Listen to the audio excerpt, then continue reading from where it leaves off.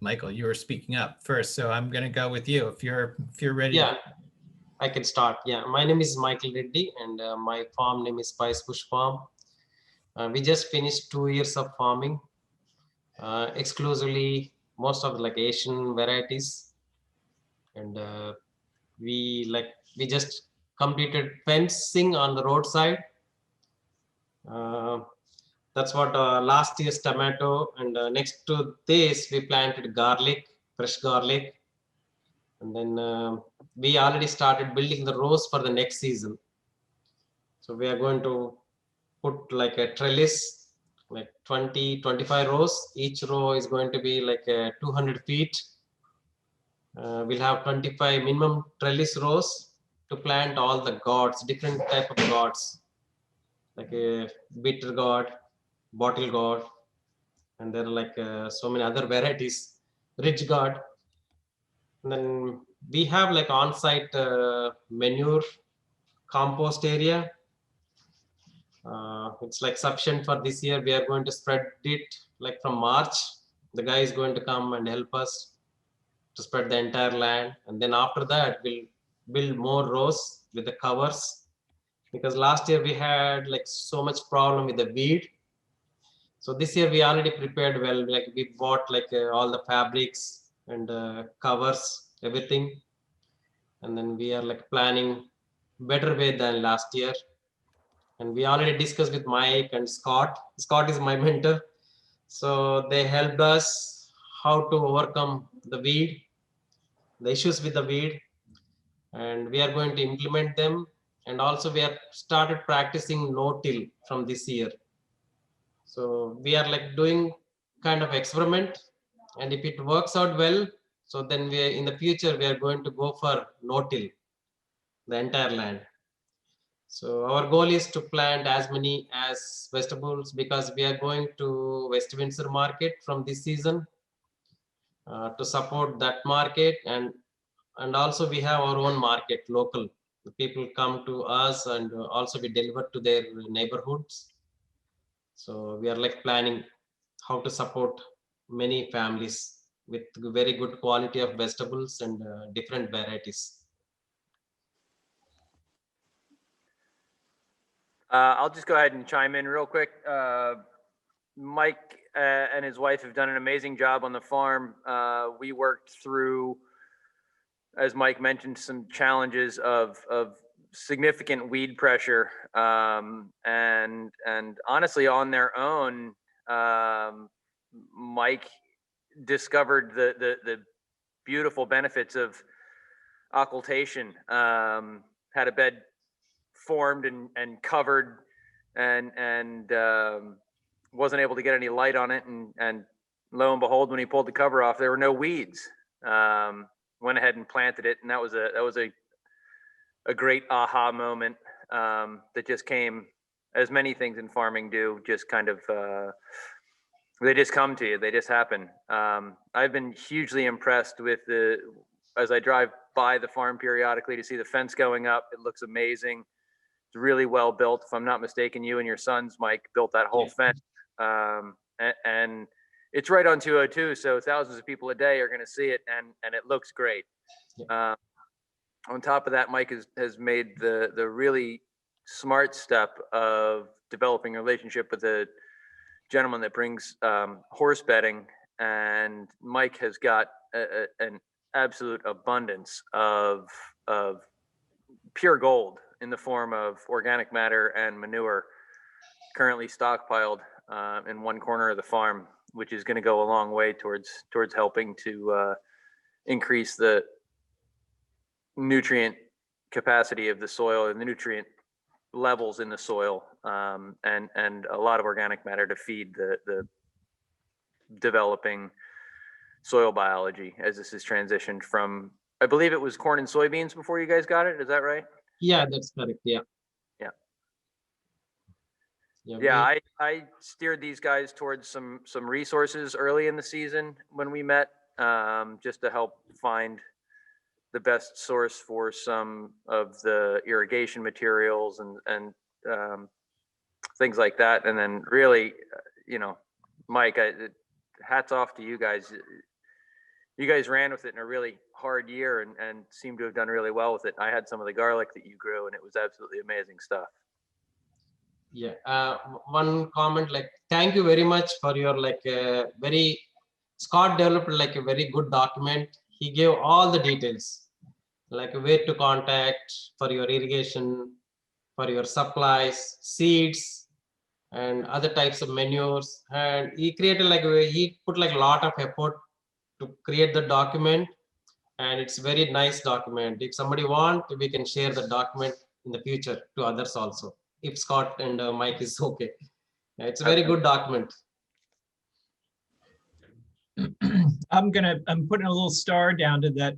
We'll come back to that in the discussion, talking about resources. Can you, Michael, can you tell us a little bit about how you got interested in agriculture and maybe just talk about your journey to get to this place and also including, you know, your interest in organic? Yeah, actually, basically, I'm like my forefathers and my fathers. We are like from family of farming agriculture background, and we grew up on the farms. So that's how we are very much interested. Even though we work in IT, but we don't want to disconnect our roots to farming. So we started looking like for farmland. We searched like many places. So finally end up buying land very close to our house, and it's very convenient, just like 7 minutes from my house.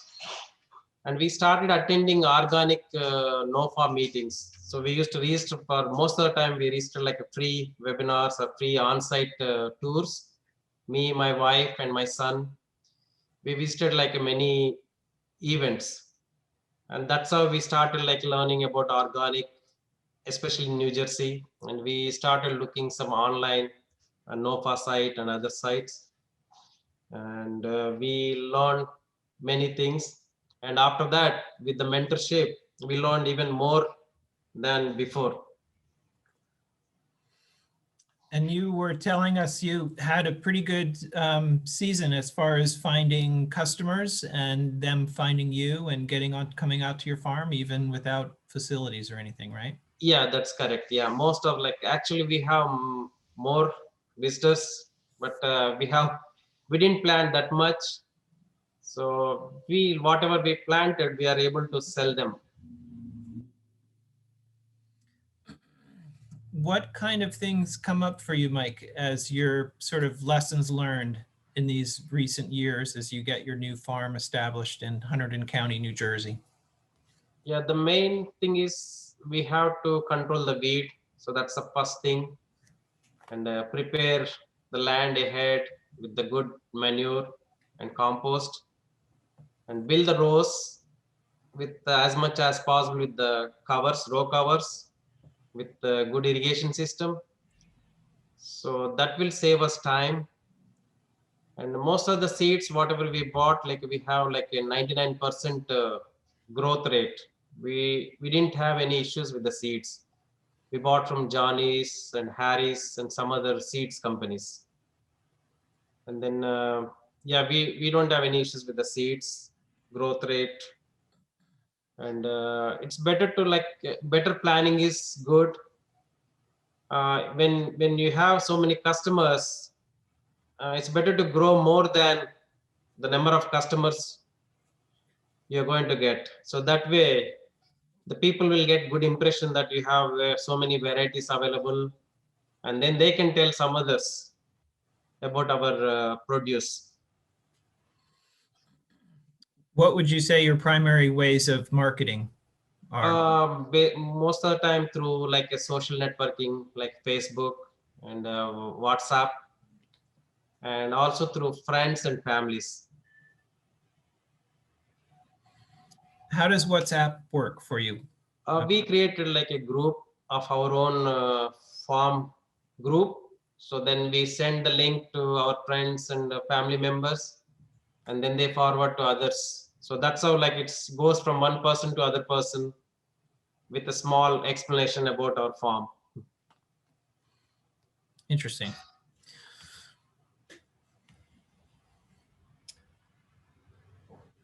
Any other questions, Scott? Or highlights? I have a question. Go ahead. Mike, do you feel like the clientele that you have is particularly interested in your more ethnic vegetables? Or are you serving a broader clientele that is interested in all of the different vegetables that you? I can say the broader, not only ethnical, because most of the people, they want to try other vegetables also. Like whatever we have, we exclusively picked some of the like a very good varieties. And when they visited our farm, they asked whether they can buy other American vegetables or other different varieties.